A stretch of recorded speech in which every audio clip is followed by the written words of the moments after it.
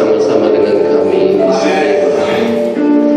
Dan ketika Engkau hadir, kasih-Mu yang mengikat setiap kami, kuasa-Mu yang bekerja di tengah-tengah kami, dan firman-Mu yang berotoritas, berdaulat atas hidup kami. Pagi ini kami datang dengan haus dan lapar.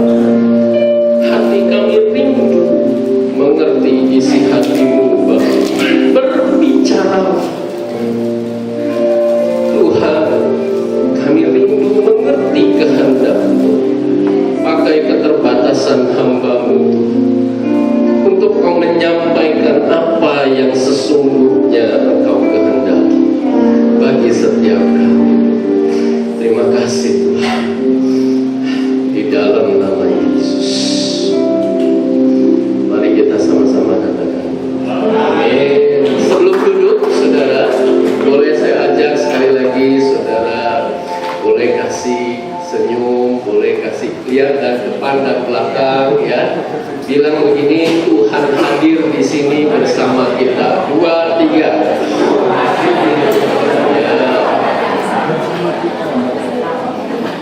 Ya, Tuhan. Silakan duduk, saudara.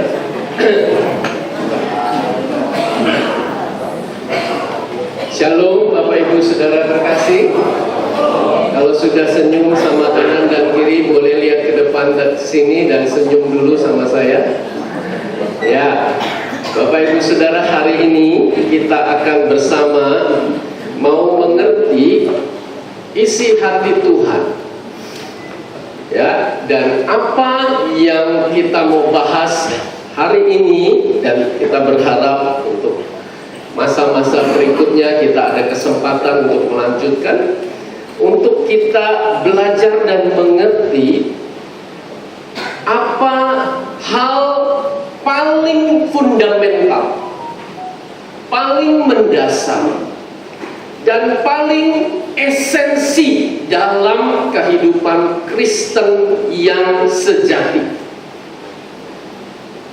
Hal inilah yang diajarkan oleh Yesus di dalam khotbah di bukit. Boleh ditampilkan? Saat Yesus mengungkapkan ini di dalam Matius pasal 5 sampai dengan pasal yang ke-7. Nah, saudara, kita akan membahasnya secara sederhana dalam waktu yang singkat. Tapi juga kita mau bahas ini secara cukup memadai supaya kita benar-benar menangkap apa yang Yesus ajarkan dalam khotbah di bukit.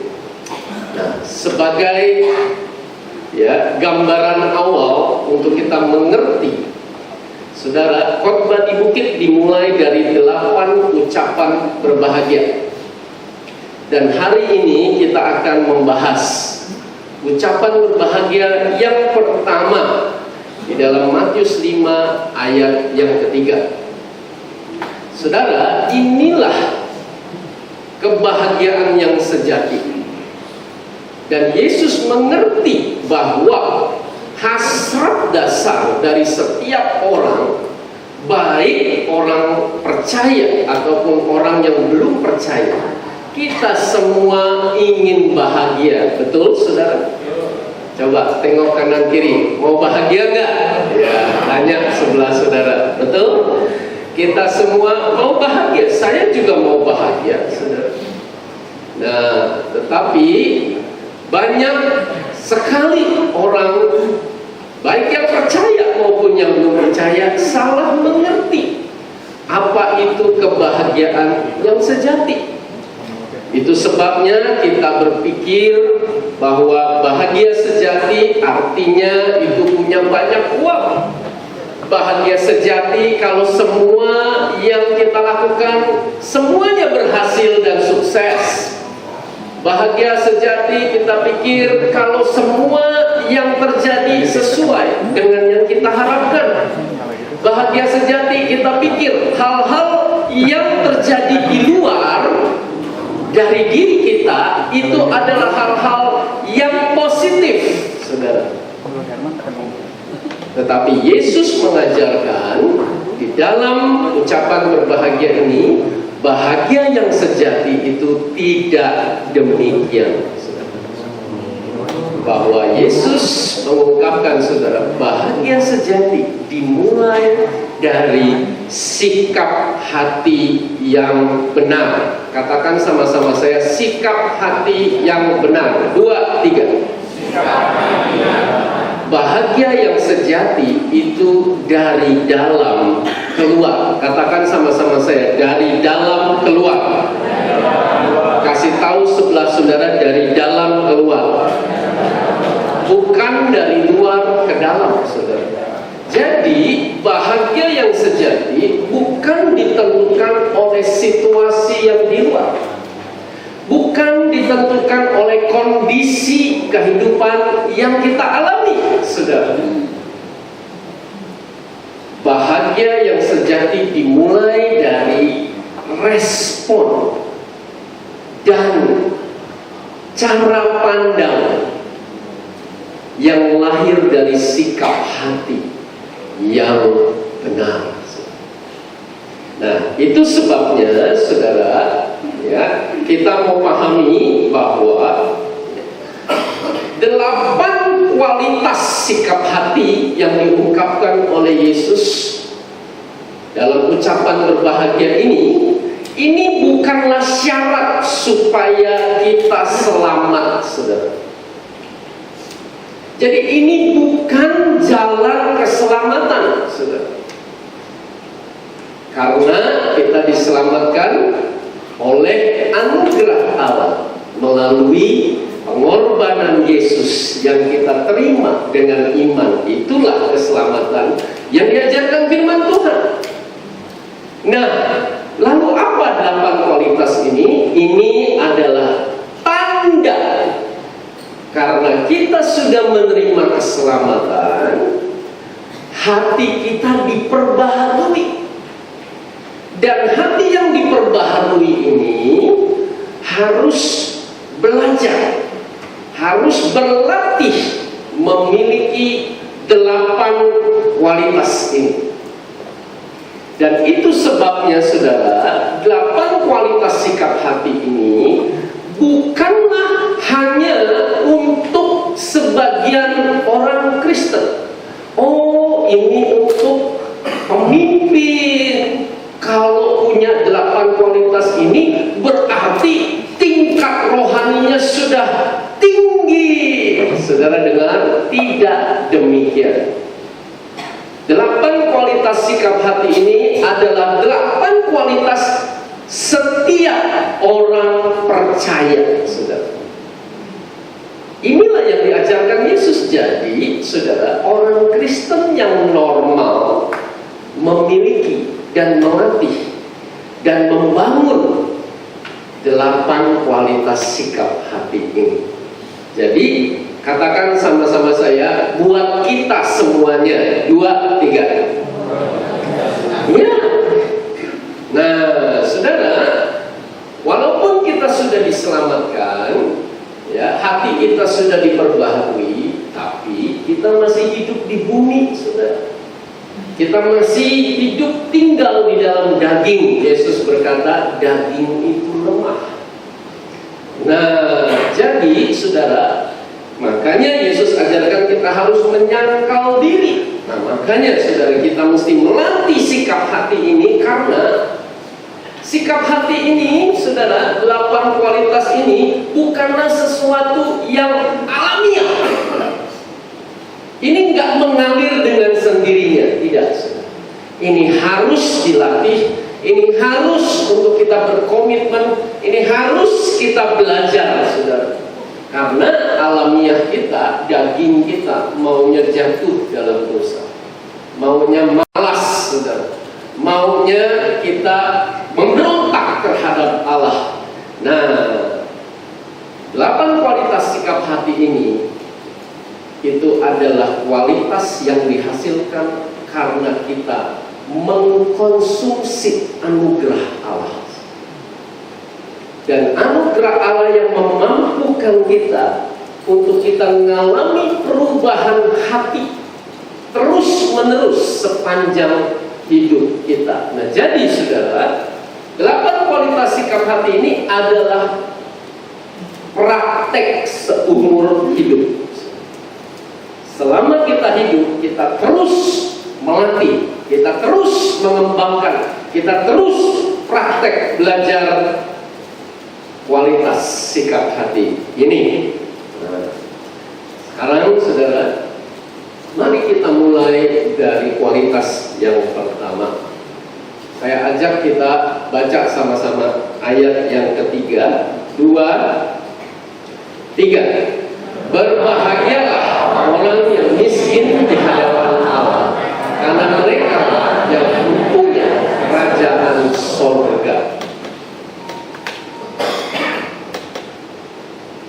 Khotbah di bukit ini adalah khotbah Yesus yang salah satu yang paling terkenal. Bahkan banyak orang percaya, mereka yang belum menerima Yesus tahu tentang khotbah di bukit. Tetapi khotbah di bukit merupakan salah satu khotbah yang paling banyak disalahpahami. Apa yang ada di benak kita, coba setiap kita tanya diri sendiri, ketika mendengar kata miskin di hadapan Allah. Kalau saya tanya kepada 10 orang, kita bisa dapatkan 10 jenis jawaban. Karena masing-masing punya perspektif. Apa itu miskin di hadapan Allah?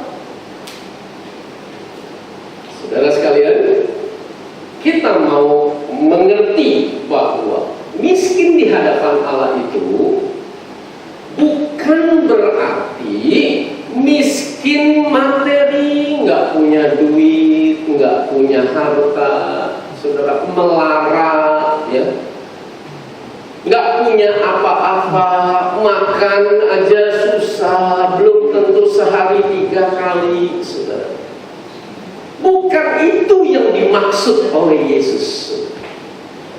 Atau bahkan bukan menjadi miskin karena sengaja, yaitu karena malas, karena nggak mau usaha, ya, karena berpikir kalau jadi kaya nanti sukar masuk kerajaan Allah. Kan Yesus ngajarinnya begitu. Nah, saudara, bukan itu yang dimaksud. Nanti kalau saya kaya, Pak, saya jadi sombong, Pak, kalau saya banyak uang, makanya saya miskin aja. Saudara dengar, bukan begitu yang dimaksud oleh Yesus. Kenapa? Karena tidak harus jadi kaya untuk menjadi sombong. Betul, saudara? Orang miskin yang sombong juga banyak, saudara. Ada orang-orang miskin, saudara, pernah datang kepada saya, salah satu orang miskin, pernah bilang begini, istri saya dengar, saudara, enggak apa miskin, yang penting sombong.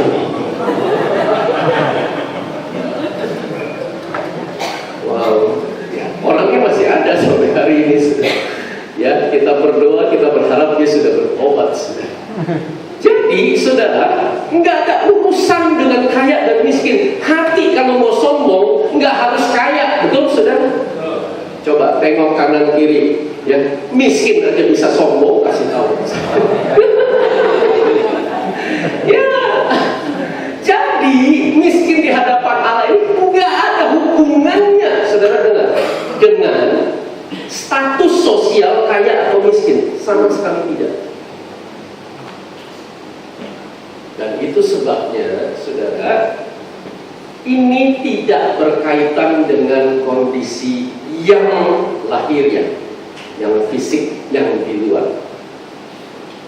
Nah, miskin di hadapan Allah ini bukan juga berarti, aduh, berarti saya ini bodoh, saya ini payah, saya ini nggak bisa apa-apa, aduh, kasihan ya saya. Itu sebabnya, aduh, saya ini cacing, bodoh. Saudara dengar, bukan itu yang dimaksud oleh Yesus.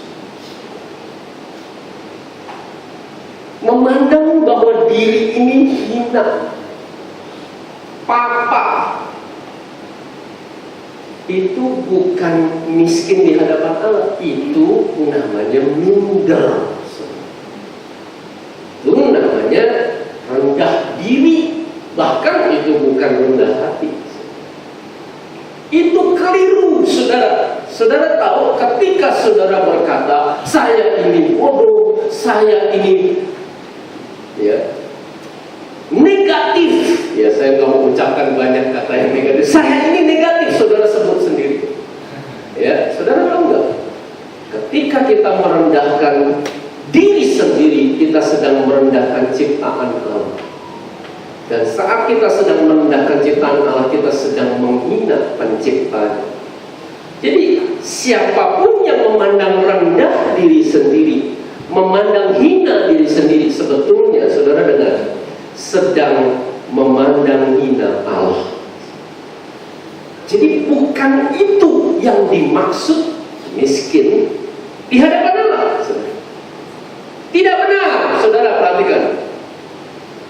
Justru saudara, Alkitab tidak mengajarkan demikian. Miskin di hadapan Allah juga bukan berarti ya udah saya nggak usah semangat, nggak usah tunjukkan bahwa saya ini lakukan dengan penuh sukacita, saya mau melayani Tuhan, nggak usah jor-joran, nggak usah penuh energi. Ya, jangan ambil inisiatif lah, kita kan miskin di hadapan Allah. Ya, saya ini bukan siapa-siapa, nggak usah ada kepribadian pribadi saya, nggak usah. Kita harus hilangkan ego. Nah, saudara dengar, ego itu nggak bisa hilang. Ego itu, saudara, yang benar adalah ego itu harus ditaruh di dalam Kristus, supaya ego kita adalah ego yang dikendalikan oleh Kristus, sehingga kita bisa bermegah di dalam Allah. Saudara dengar, ego yang dikendalikan oleh Kristus tetap eksis. Kalau ego dihilangkan, wah, mati kita, nggak ada lagi diri sendiri. Tetapi ego di dalam Kristus adalah ego yang berkata begini, saudara, jikalau Allah di pihakku, siapakah lawan? Nah, itu ego di dalam Kristus. Ego di dalam Kristus adalah ego yang Tuhan gunung batuku, aku tidak takut. Itu ego di dalam Kristus. Jadi saudara, miskin di hadapan Allah bukan berarti saya menghilangkan ego. Ego nggak bisa hilang, karena saya ini eksis. Kalau ego dihilangkan berarti saya lenyap, saudara. Nggak ada lagi saya. Nah, saudara, jadi yang dimaksud miskin di hadapan Allah bukan berarti saya nggak ada. Saya melenyap, udah disingkirkan aja, saya ini disingkirkan. Oh, bukan demikian yang dimaksud oleh Yesus. Miskin di hadapan Allah juga bukan berarti, oh yaudah kalau gitu kita taati ajaran Yesus, kita lakukan deh firman Tuhan, makanya harus rendah hati, makanya harus ramah. Halo, apa kabar? Saya harus senyum terus ya. Saya harus berupaya keras supaya saya jadi rendah hati, supaya saya jadi seperti Yesus. Saudara dengar? Bukan itu yang dimaksud miskin di hadapan Allah. Orang yang fokusnya kepada perbuatan semata, saudara, dia akan sampai satu titik sadar bahwa dia tidak sanggup taat melakukan perintah Kristus. Saudara, kalau kita belajar apa yang diperintahkan Yesus, itu saya mau tanya, coba semua, menurut saudara, perintah-perintah Yesus itu gampang apa susah? Coba, saudara yang belajar apa yang Yesus ajarkan, menurut saudara coba tanya diri sendiri. Perintah-perintah Yesus itu ya, kalau kita baca di dalam firman Tuhan, gampang apa susah? Rame, saudara. Yang menurut saudara perintah Yesus itu susah, wah hebat ini, saya yang mesti duduk ini, saudara semua yang mesti ajarin saya. Wah, oke, kalau gitu saya tanya, yang menurut saudara perintah-perintah Yesus itu gampang, angkat tangan.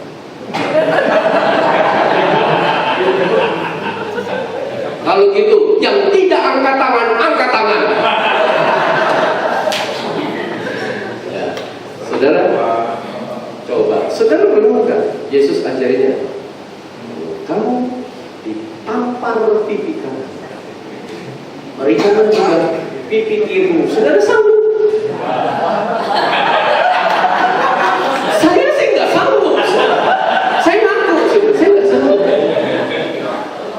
Coba, Yesus ajarin, kalau kamu diminta bajumu, berikanlah juga jubahmu.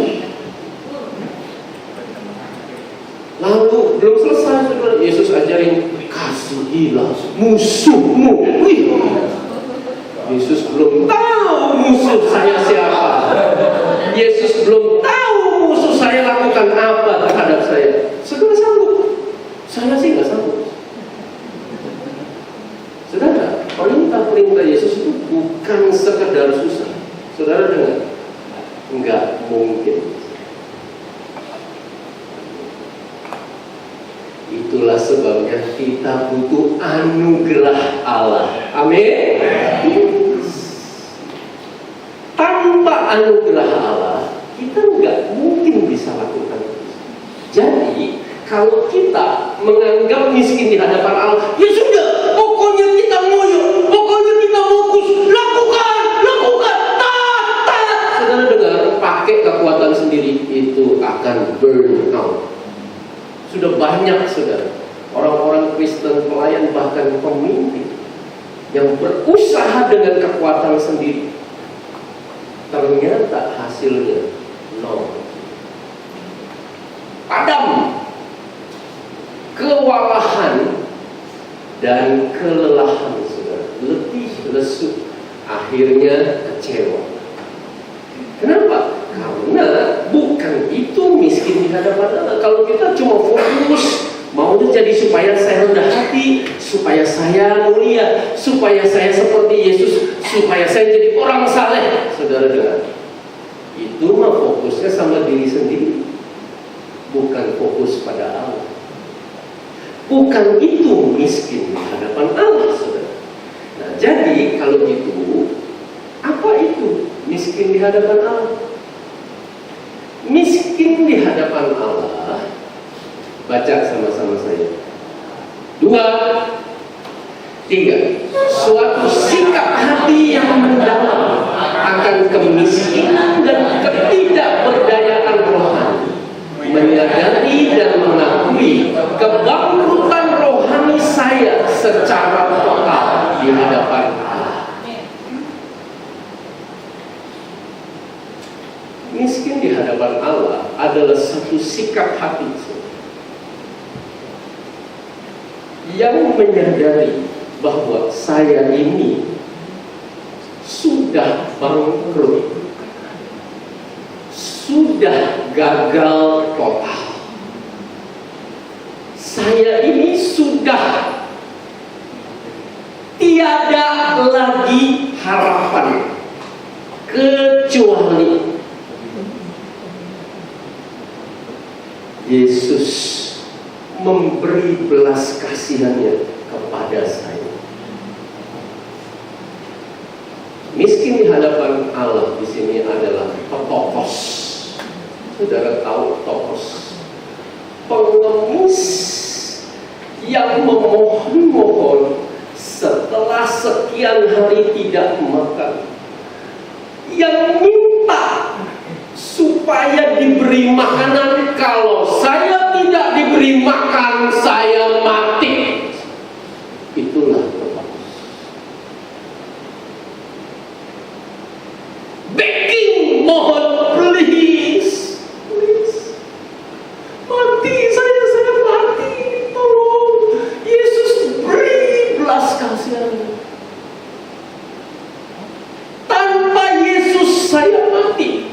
That is topos. Kebenaran ini dijelaskan di dalam kitab Mazmur pasal 34 ayat 19. Tuhan itu dekat kepada orang-orang yang hancur hati, patah hati, dan Dia menyelamatkan orang yang remuk jiwanya, yang memandang bahwa dirinya sendiri ini pasti binasa, pasti mati. Dan saya tahu itu akan terjadi. Sebentar lagi saya mati. Inilah sikap hati yang bergantung total kepada Allah, yang mengandalkan satu-satunya, yaitu belas kasihan dari Allah, anugerah dari Allah. Dan kalau saya tidak memperoleh itu, saya pasti mati. Inilah kondisi patah hati. Inilah kondisi hati yang remuk, hati yang hancur. Saudara, apa yang diajarkan oleh dunia itu bertentangan dengan kebenaran ini. Karena kalau saudara sering atau pernah baca buku-buku motivasi, self motivation, saudara, konsep utamanya itu sama, saudara. Apapun jenis bukunya, buku motivasi ini, apapun judulnya, konsep dasarnya adalah kamu harus memandang bahwa di dalam diri kamu ada power, ada kuasa untuk kamu bisa ubah hidup kamu, ubah diri kamu, dan kamu sanggup melakukan segala sesuatu. Itu bertolak belakang dengan ajaran Yesus. Yesus mengajarkan setiap orang di dalam kerajaan Allah itu adalah petopos yang hanya bisa hidup oleh aliran anugerah, yang pasti mati kalau tidak beroleh belas kasihan. Kebenarannya dan kenyataannya demikian. Hanya berapa banyak orang Kristen yang menyadari dan menerima kebenaran ini dan mengadopsi hal ini di dalam hatinya. Inilah, perhatikan saudara, kualitas pertama, saudara dengar, dan kualitas utama kekristenan sejati.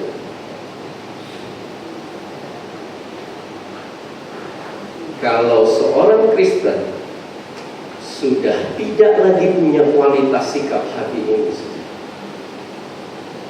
maka dia akan menjadi congkak, dia akan jadi sombong, dia akan menjadi tinggi hati dan tidak lagi membutuhkan Allah. Tetapi setiap kita yang memelihara, yang mengembangkan, yang melatih, yang terus-menerus praktek sikap hati yang pertama ini, saudara. Perhatikan saudara, itu sebabnya kita menemukan ada orang-orang yang terus melekat di dalam hadirat Allah, yang terus dekat dengan Allah. Karena sikap hati demikian inilah yang menjadi magnet bagi Allah. Saudara perhatikan, kenapa Tuhan mau dekat? Karena Tuhan suka, karena Tuhan senang dengan sikap hati yang demikian ini. Itulah sebabnya, coba saya ajak setiap kita tanya di sini, kok saya ngerasa Tuhan udah jauh ya? Kenapa ya kok saya nggak deket lagi sama Tuhan? Saudara, coba cek diri sendiri. Jangan-jangan saya sudah kehilangan sikap hati yang miskin di hadapan Allah. Karena kalau kita punya sikap hati ini, firman Tuhan katakan, Tuhan dekat. Bahkan, saudara, di dalam Yesaya dikatakan begini, Allah itu bersemayam, Allah berdiam di dalam hati yang hancur, hati yang remuk. Allah tinggal bersama-sama dengan orang yang miskin di hadapan Allah. Nah, saudara, miskin di hadapan Allah itu sebabnya sama sekali enggak ada kesombongan, sama sekali tidak mengandalkan diri sendiri, pengalaman, kecerdasan, kekuatan fisik, koneksi, sama sekali tidak mengandalkan hal-hal yang luar. Paulus berkata begini, katakan sama-sama saya dari ayat 19b, 2-3. Aku telah disalibkan dengan Kristus. Saya mau tanya, kalau aku sudah disalib, berarti aku mati apa hidup? Aku, egoku itu sudah mati, tapi masih ada ego yang di dalam Kristus, ego yang baru. Jadi aku ini sudah mati, aku yang lama, manusia yang lama, ego yang fokus pada kepentingan diri sendiri itu sudah mati. Nah, tetapi aku sekarang kan masih hidup. Makanya Paulus lanjutkan. Mari kita lanjutkan. 2, 3. Namun aku hidup, tetapi bukan lagi aku sendiri yang hidup, melainkan Kristus yang hidup di dalam aku. Dan inilah saudara, miskin di hadapan Allah. Aku bergantung total kepada Allah, Allah yang hidup di dalam aku. Tanpa Allah aku mati, tanpa Allah aku tidak sanggup, tanpa Allah aku pasti binasa. Dan itu sebabnya Allah lah yang hidup. Aku semakin kecil, Allah semakin besar di dalam hidupku. Dan Paulus melanjutkan, dan hidupku yang kuhidupi sekarang di dalam daging, sekarang ini nih, bukan yang nanti di sorga, yang sekarang ini adalah hidup oleh iman dalam anak Allah yang telah mengasihi aku dan menyerahkan dirinya untuk aku. Jadi karena kasih dan pengorbanan Kristus sajalah saya ini menjalani hidup saya yang sekarang.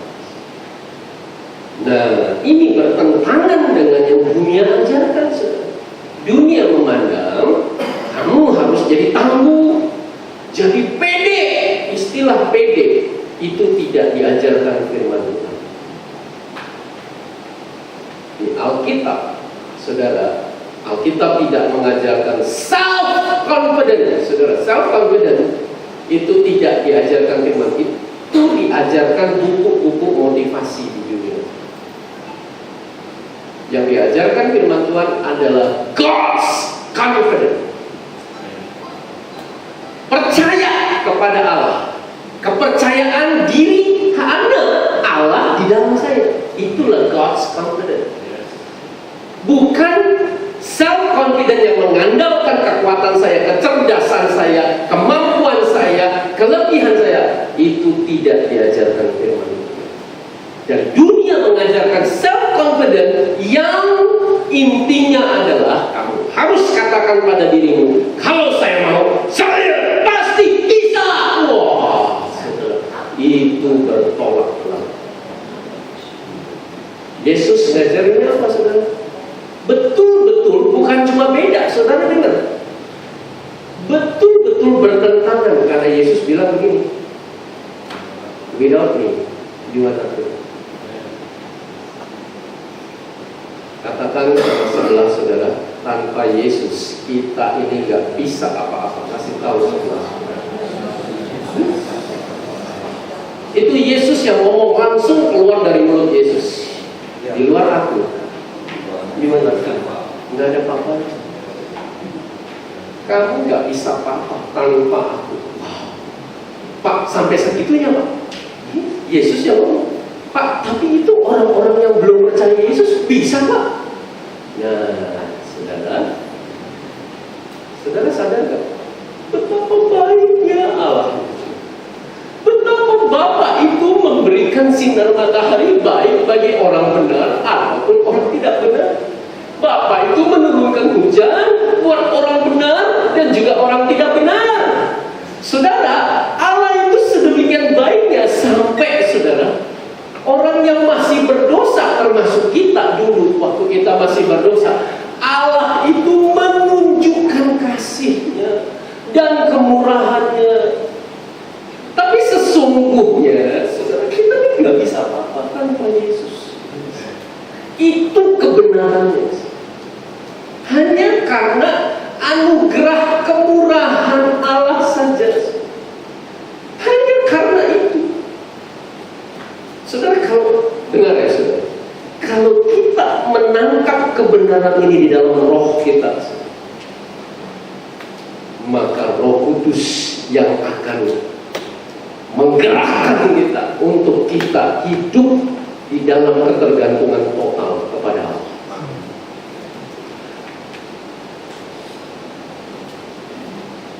Dan saudara, orang yang miskin di hadapan Allah adalah orang yang memandang diri sendiri itu hancur, sia-sia, nggak ada gunanya. Bukan karena usaha saya supaya saya jadi saleh. Dan inilah yang diajarkan Yesus, saudara. Ketika Yesus memberikan perumpamaan orang Farisi dan pemungut cukai di dalam bait Allah. Di dalam ayat 13 dan 14 dari Lukas 18, Yesus berkata begini, tetapi pemungut cukai itu berdiri jauh-jauh, saudara. Bahkan ia tidak berani menengadah ke langit, melainkan ia memukul diri dan berkata, ya Allah, kasihani aku orang berdosa, Tuhan. Lihat saudara, inilah miskin di hadapan Allah.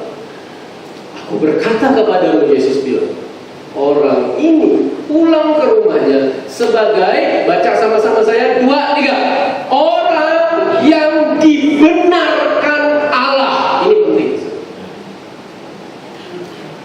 Jadi kita itu benar atau tidak benar, itu sesungguhnya semata-mata karena perbuatan Allah, bukan perbuatan kita.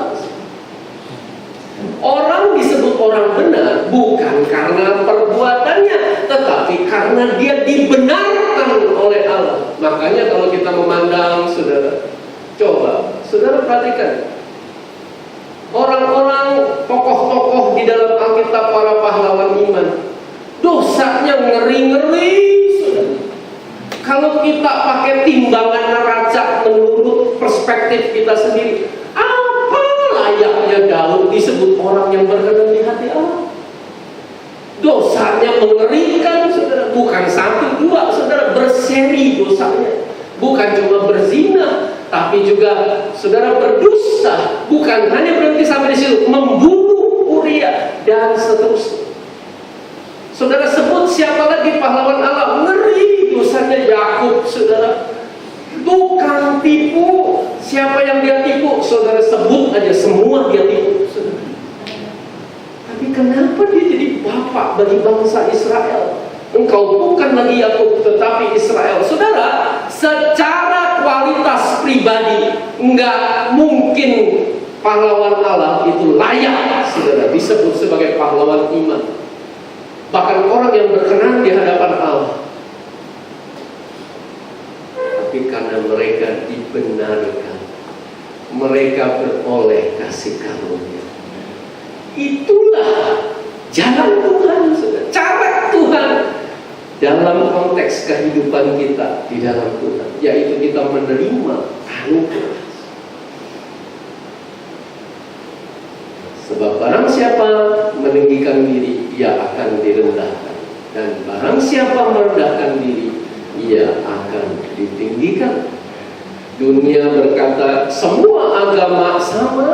Intinya agama itu kita berusaha dekat kepada Tuhan, makanya kita beribadah, makanya kita beramal, makanya kita berbuat baik. Saudara, firman Tuhan tidak mengajarkan demikian.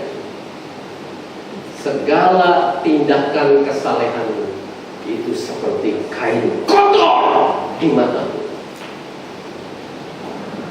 Saudara sekalian, bukan karena perbuatan kita itulah miskin di hadapan Allah. Nah, sekarang pertanyaannya, bagaimana supaya kita melatih, mengembangkan, memelihara sikap hati yang miskin di hadapan Allah? Ada 3 poin penting. Kita mulai dari Yesaya pasal 6 ayat yang ke-5. Mari saya ajak kita baca sama-sama. 2, 3. Lalu kataku, celakalah aku binasa, sebab aku ini seorang yang najis bibir, dan aku tinggal di tengah-tengah bangsa yang najis bibir. Namun mataku telah melihat Sang Raja, yakni Tuhan semesta alam. Saudara, miskin di hadapan Allah harus dilatih dengan terus-menerus mengarahkan pandangan pada Allah.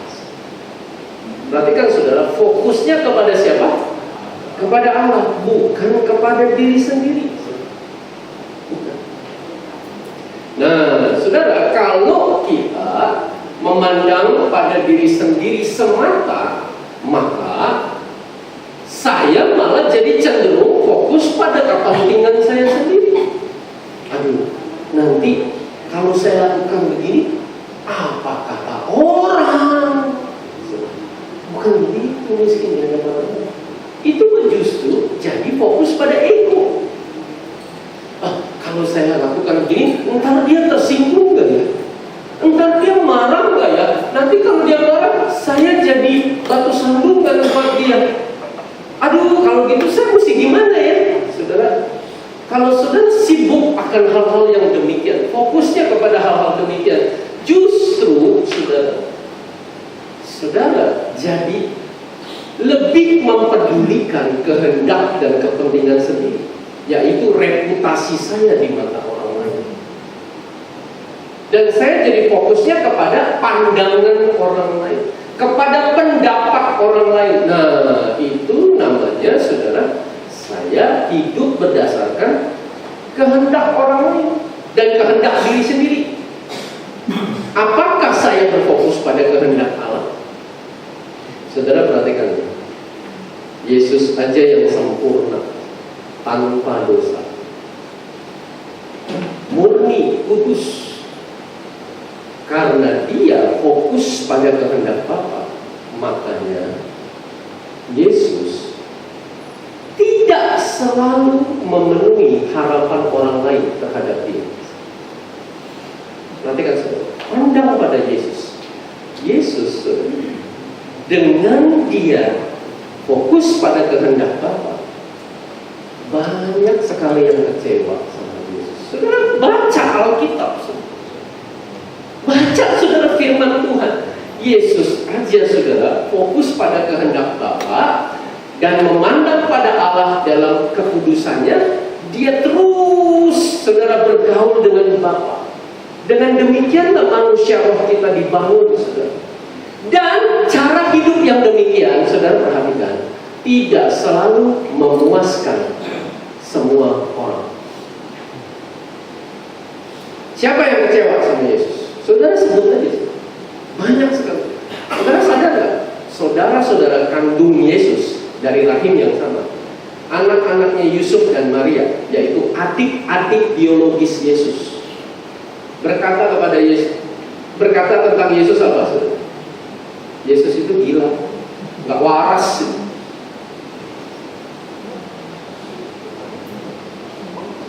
Tetangganya Yesus, waktu Yesus besar di Nazaret, saudara tahu? Yesus tuh mau dilempar ke jurang, saudara. Yesus berlalu pergi, saudara. Kalau Yesus masih di situ, udah dilempar ke jurang. Mana Yesus? Kita lempar aja ke jurang. Saudara baca di Alkitab. Apalagi orang-orang Farisi, ahli-ahli Taurat, wah itu dendam kesumat sama Yesus. Saudara tahu? Bahkan murid-muridnya sendiri kecewa sama Yesus.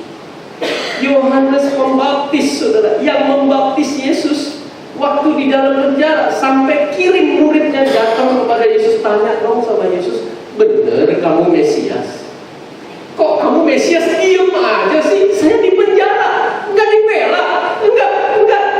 Usahamu apa? Aku yang baptis kamu loh. Kamu nggak lakukan apa-apa terhadap aku. Bener, kamu tuh Mesias. Nggak bisa apa-apa ternyata. Nggak ada gunanya, nggak ada efeknya.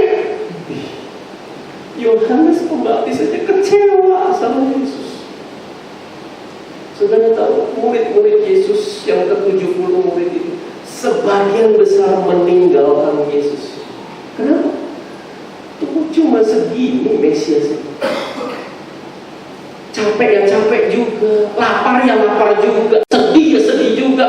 Sama aja, nggak ada bedanya. Begitu doang Mesias.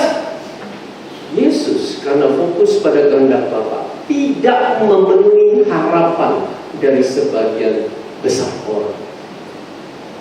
Tetapi itulah yang dilakukan oleh Yesus. Dia mengarahkan pandangannya pada Bapa. Walaupun banyak orang komplain, banyak orang kecewa, banyak orang yang memandang Yesus itu rendah dan seterusnya.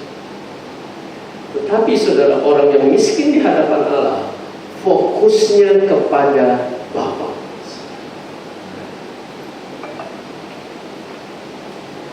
Yang kedua, dijelaskan di dalam Filipi pasal 2 ayat yang ke-8. Dan dalam keadaan sebagai manusia, ia telah merendahkan dirinya dan taat sampai mati, bahkan sampai mati di kayu salib. Orang yang miskin di hadapan Allah adalah orang yang berfokus kepada salib. Kekristenan yang benar adalah kekristenan yang tertuju kepada salib. Kenapa? Karena salib Kristus adalah titik kontak antara betapa malangnya kebangkrutan saya, kegagalan saya secara total, dengan kasih Allah yang mengagumkan. Disitulah terjadi perjumpaan. Betapa ekstrim kirinya saya berjumpa dengan ekstrim kanannya Allah. Dan di dalam titik perjumpaan itulah terjadi kekuatan besar. Itulah saudara, sumber kekuatan kerohanian kita. Manusia roh kita dibangun ketika kita merenungkan salib. Karena di dalam salib itulah saudara, yang Paulus katakan, apa yang tadinya menguntungkan bagiku, kalau LAI menerjemahkan, anggap sampah, saudara, dengan di dalam bahasa aslinya, itu yang tadinya hal-hal yang baik, yang menguntungkan, yang mulia bagiku, itu jadi kotoran hewan, bau, kotor, nggak ada gunanya. Wah, aku jadi jijik. Betapa sombongnya aku, ya ampun nih, ego, sombong bener. Aku jadi geli, jijik. Gak bener ini orang. Itulah yang Paulus katakan, bukan apa yang aku lakukan, yang mau aku lakukan, yang aku lakukan. Bahkan yang aku tidak mau lakukan, justru itu yang aku lakukan. Saudara, Paulus bilang begini, celaka ini orang ini. Ini orang gak bener ini. Di hadapan salib, saudara, kita tuh gak bisa bohong. Di hadapan salib kita nih telanjang, mestinya saya yang tergantung di situ. Tapi Yesus gantiin saya. Wow, anugerah itu mengalir. Itulah saudara dengar, sumber daya aliran anugerah yang terus menghidupi roh kita, dibangun di dalam Kristus. Salib Kristus. Tahu pada saya, Yesus mati.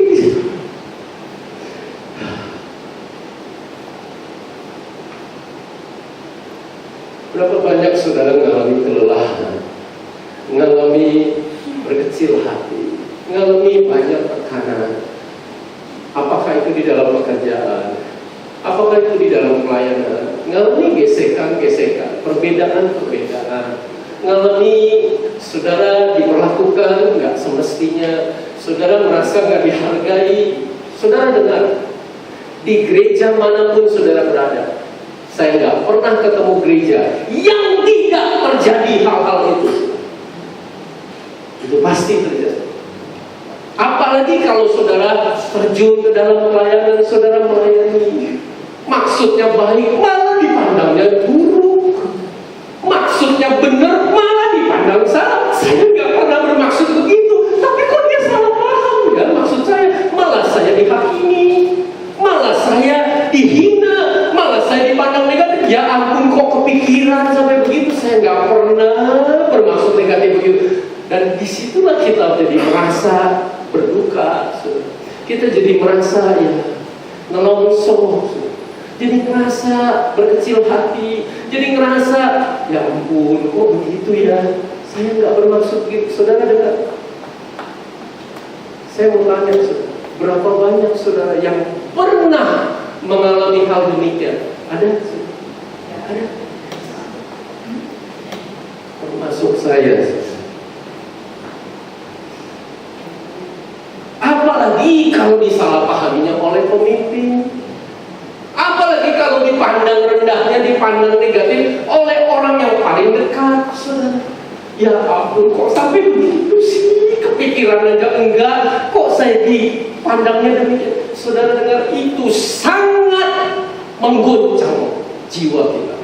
Itu sangat memukul keberadaan kita. Dan saat itulah kualitas ini menjadi penentu dalam hidup kita, yaitu miskin di hadapan Allah. Yaitu apa? Saudara, kenapa saya tersinggung? Coba tanya diri sendiri, kenapa saya nggak suka begitu? Kenapa saya nggak bisa terima? Kenapa saya resah? Kenapa saya nggak tahan digituin sama orang? Saudara tahu, kalau mau jujur, karena saya merasa saya ini layak diperlakukan dengan pantas menurut saya. Itu artinya saya memandang diri saya masih ada sesuatu yang patut dihargai, yang patut dihormati, yang patut mestinya kamu lihat saya ini ada sesuatu yang baik. Saudara dengar, itulah sebabnya Yesus berkata, orang yang demikian tidak berbahagia. Dia sibuk dengan kepentingannya sendiri, dia sibuk dengan pikirannya sendiri, dia sibuk dengan egonya sendiri. Orang yang benar-benar berbahagia adalah orang yang punya sikap hati, iya, saya dibilang negatif ya, saya dipandang, saya punya maksud yang negatif, saya disalahpahami. Sudah dengar, memang saya orang yang terhina, memang saya orang berdosa, memang saya ini orang yang salah, memang saya ini memang orang yang akan binasa. Itulah titik awal kebahagiaan yang sejati, sehingga kita bisa menang. Itu sebabnya Yesus mati buat saya. Titik salib itulah yang menjadi sumber kekuatan. Saudara dengar, rahasia ini sedemikian sederhana, sekaligus sedemikian fundamental. Betapa banyak anak Tuhan kecewa, betapa banyak pelayan Tuhan menjadi mundur, betapa banyak pemimpin Kristen jadi karena tidak lagi menjalani praktek miskin di hadapan Allah. Dan yang ketiga, Yesus jelaskan ini di Markus 10. Firman Tuhan berkata, orang buta bernama Bartimeus itu ketika didengarnya bahwa itu adalah Yesus orang Nazaret lagi lewat, saudara, mulalah ia berseru. Kata berseru di situ adalah menjerit, berteriak, Yesus, anak Daud, kasihani aku. Itu maksudnya. Banyak orang menegurnya supaya ia diam, namun semakin keras ia berteriak, ia menjerit, anak Daud, kasihani aku. Wow, itu sebenarnya yang terjadi itu. Miskin di hadapan Allah adalah praktek. Minta Yesus dengar, aku menjerit Tuhan. Tuhan, aku berteriak kepadamu Tuhan. Kalau Engkau nggak curahkan belas kasihan-Mu, aku mati Tuhan. Dan hati yang demikian ini yang disukai oleh Allah. Allah berkenan, bahkan Allah berdiam bersama orang yang remuk, yang rendah hati, yang gagal total, yang bangkrut, seperti pemungut cukai, seperti Bartimeus yang buta itu, menjerit, berteriak, berseru akan belas kasihan Allah. Demikian firman Tuhan. Mari saya ajak saudara kita tundukkan kepala. Mari saya ajak setiap kita renungkan firman Tuhan. Berapa banyak saudara berkata kepada Tuhan, Tuhan, aku tidak lagi miskin di hadapan Allah. Tuhan, aku fokus kepada egoku sendiri. Aku mempedulikan yang utama adalah kepentinganku sendiri. Tuhan, saat ini aku dengar firman-Mu. Tuhan, aku mau belajar miskin di hadapan Allah. Saudara, Engkau yang berkata demikian, mari bersama-sama dengan saya kita datang menghampiri tahta kasih karunia Allah. Tahan tangan di dada bersama-sama dengan saya. Mari kita memandang kepada Allah, bahwa Allah yang sudah menciptakan kita, Allah juga yang sudah menebus kita. Allah adalah pemilik kita dua kali. Allah yang sudah memberikan karunia, rahmat, kebaikan, anugerah, urapannya, dan semua kepenuhannya bagi setiap kita. Mari kita arahkan pandangan kita hanya kepada Allah. Dan ketika kita arahkan pandangan kepada Allah, segala kekhawatiran, segala keresahan, segala ketersinggungan, segala gesekan-gesekan, segala konflik tiba-tiba menjadi kecil, saudara, menjadi sirna. Karena Allah jauh lebih besar daripada semuanya itu, saudara. Karena Allah yang memenuhi hati kita dengan segala keperluannya. Dan itu sebabnya, saudara, kita mendatangi salib Kristus. Karena di salib itulah dosa kita ditebus. Di salib itulah Yesus menggantikan saudara dan saya. Di salib itulah anugerah Allah tercurah, saudara. Mari saudara kita renungkan, kita hayati, kita apresiasi, kita menyerap anugerah Allah melalui salib Kristus.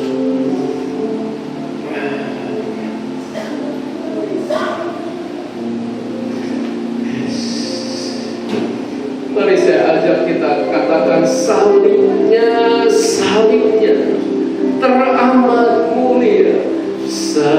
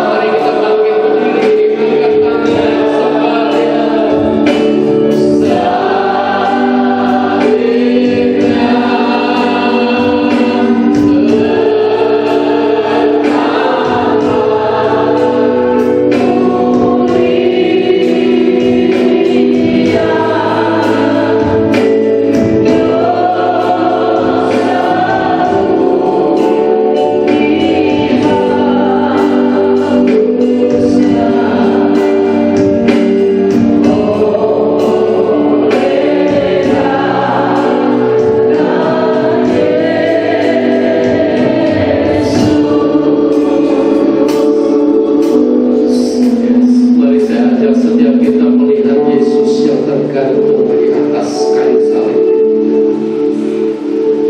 Dia dihancurkan, Dia dilumpuhkan oleh karena pelanggaran kita.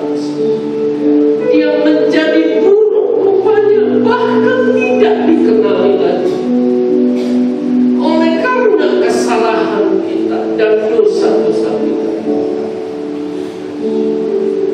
Seharusnya saudara dan saya yang tergantung di sini, tetapi Yesus yang begitu mulia itu yang menggantikan saudara dan saya.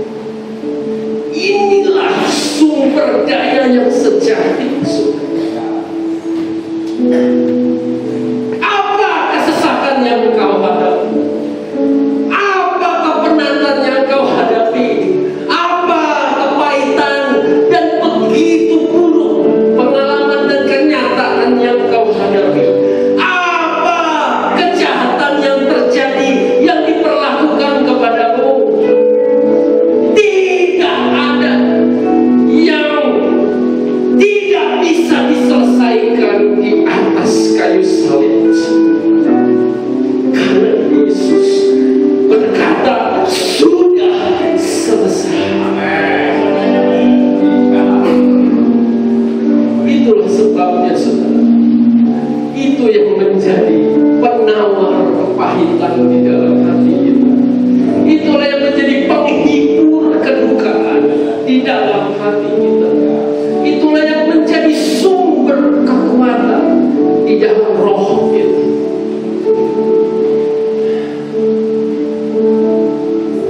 Miskin di hadapan Allah adalah sikap hati yang mengarahkan pandangan kepada Allah, yang mendatangi salib Kristus, dan yang menjerit kepada Allah, minta Yesus mendengarkan jeritan hati saya. Ketika kita belajar mempraktikkan ini terus-menerus dalam hidup kita, Yesus berkata, demikianlah kebahagiaan yang sejati, karena engkaulah yang mempunyai kerajaan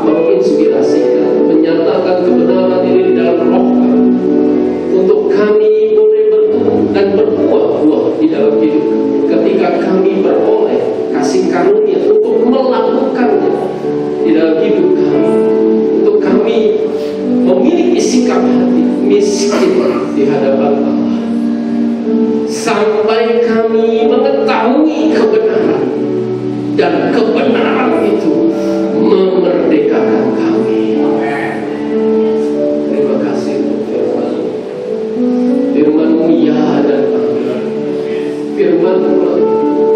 menjadi sumber kehidupan kami.